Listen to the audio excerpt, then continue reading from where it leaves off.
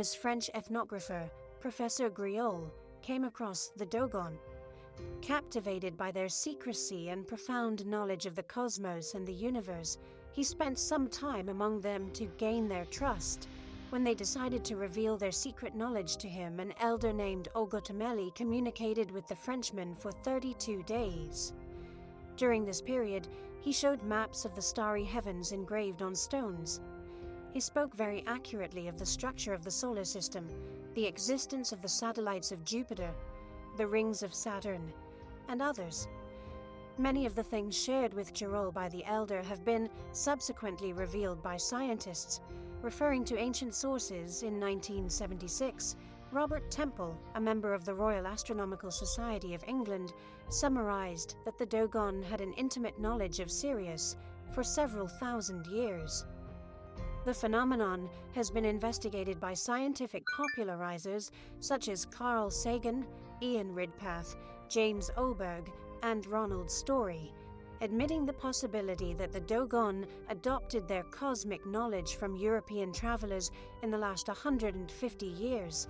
But in a BBC television interview, Professor Jermaine Dieterlein pointed out that a number of astronomical data held by Aborigines in past centuries were unknown to Western scientists until the 20th century, referring to ancient drawings of the constellation Sirius created by the ancestors of the Dogon. But even if we accept the thesis that the astronomical knowledge of the Dogon has ancient origins, how was it acquired? How could a people have mastered the science of the stars without any optical instruments? The Dogon answer to this question is simple. The knowledge of Sirius was given to their ancestors by the extraterrestrial amphibians Homo, who came from the region of the star Po Tolo. In the African country of the Republic of Mali, there is a small tribe that, thanks to its isolation, has remained untouched by the outside world over the years. The inhabitants of this region continue to lead a life unchanged for centuries, traditionally engaged in agriculture, animal husbandry, blacksmithing, and pottery making. They have a surprisingly extensive knowledge of space, although they do not have any specialized equipment for this purpose. The Dogon are thought to have inhabited these lands since 1300 BC. According to historical records, their ancestors lived in the upper Niger Basin, in the area of present-day Sudan, until the 9th to 10th centuries BC.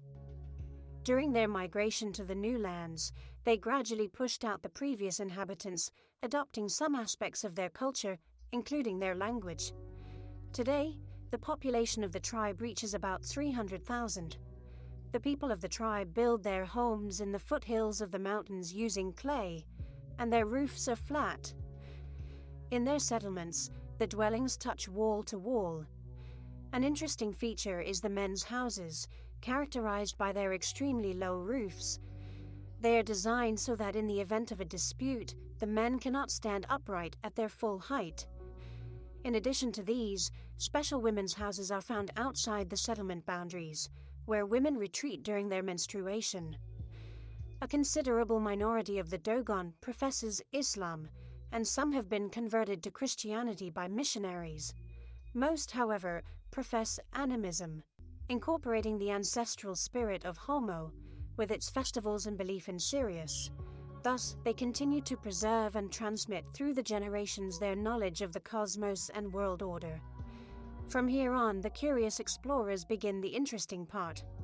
The Dogon not only had knowledge of space, they had maps and accurate data on planets long before we suspected their existence. Just imagine the following picture. An African tribe performing a ritual on a specific period associated with the cyclical movement of a planet, the existence of which even the greatest minds in the world do not suspect. Funny, isn't it? Well, as fun as it is also a fact, because that is exactly the case with the Dogon tribe. They describe the universe as infinite but measurable, and full of many yalo ulo, or star systems, including the one containing our sun. Their knowledge of the universe also includes claims that most of it is part of the outer star system, while closer to Earth lies the inner star system. the stars included in the inner system have an effect on life on Earth and play an important role in human history, including not only Sirius, but also Orion, Pleiades, and others. The Dogon have detailed knowledge of the constellation Canis Major, Big Dog, that has been passed down through time from one generation to the next.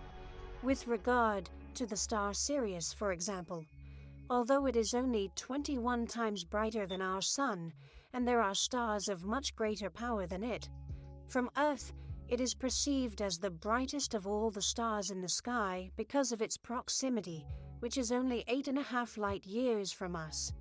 In close proximity to Sirius is the collapsed star Sirius B.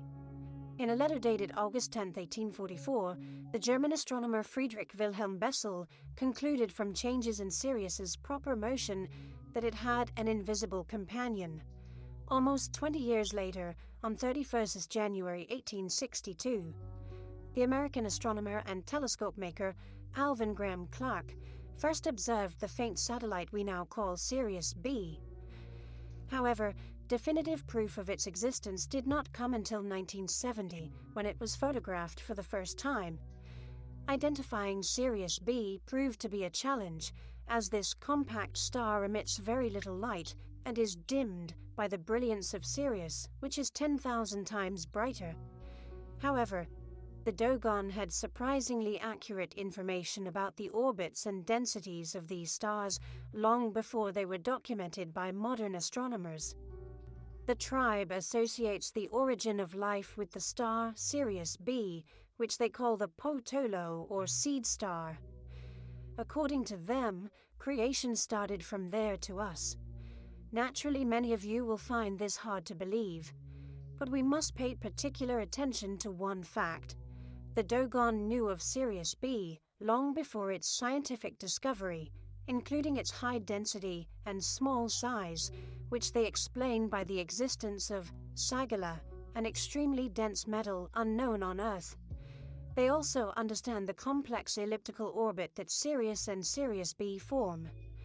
This knowledge is even recorded in stone star charts dating back more than 5 centuries. Well, if you haven't been blown away by now, then you have yet to be, especially in just a minute when we get to the description of these visitors. Before that, though, we continue with something even more interesting. The Dogon claim that Sirius B has an orbital cycle of 50 years relative to Sirius. Well, guess what? It was only recently confirmed by astronomers that this cycle is 50 years and 15 days. They also believe that Sirius B rotates on its axis in a time equal to 1 solar year, a detail for which modern science still has no data. Furthermore, the Dogon speculate about the existence of a third body, called by them yemaya, which could be a small star with a planet or a large planet with a satellite. Astronomers call this supposed body Sirius C, although there is no scientific evidence for it at this time. Much of what the Dogon already know received official recognition only in the 20th century. The most interesting question is how people with such a standard of living could have obtained such knowledge without using any kind of measuring or magnifying equipment. Approximately 5,500 years ago, the Homo arrived from the constellation Sirius in a huge galactic transport vessel named by the Dogon Pelu Tolo, or Star of the 10th Moon. Homo's ship was spiraling towards Earth. Around it flashed lightsabers, and the noise it made was unheard of among the tribe. When the vessel touched the ground, it made several bounces and only then came to a stop. After the dust cleared, there was a new star in the night sky. Presumably, this was the mothership of the visitors. Actually, now you'll say that's a common sight in science fiction movies. But we'll take you back to 1969, when we humans used the same strategy of having only the lunar module land on the moon and the landers stay in orbit. In the language of the Dogon, Homo means connected to water, and for whom the most important thing is to drink. On rock images created by the ancestors of the Dogon, The Homo are represented as creatures combining features of man and lizard, reminiscent of the amphibian demigod Oans, as well as the Babylonian demon Owani, who are depicted with fishtails. These similarities to mythological figures from other ancient civilizations that existed during the migration of the Dogon ancestors raise many questions. The descriptions of Homo bear a remarkable resemblance to the Akkadian amphibian Ee, the Sumerian god Enki, and the Egyptian goddess Isis, depicted as a siren in religious art. According to ancient lore, which we have already examined many times, it was from these creatures that human civilization began, presenting themselves as key figures in the mythology and cultural heritage of various peoples. Following this trail, we looked for similarities in other cultures, and were surprised. Yes, there are traces of these visitors in more ancient cultures, also pointed to as the cradle of civilization. In ancient Egypt, sages praised the star Sirius, which was associated with the goddess Isis. The temple at Dendera was erected in her honor, and so designed that on New Year's Day, the rays of Sirius would penetrate through a specially created opening directly into the interior of the sacred chapel. From here we again draw a parallel that takes us back to where we started, with the Dogon. The temple at Dendera and what goes on inside is very reminiscent of a ceremony performed by an ancient tribe called the Squeeze. It takes place once every 6 decades when Sirius is visible through a small opening in one of the cliffs near the settlement of Yugudogoro.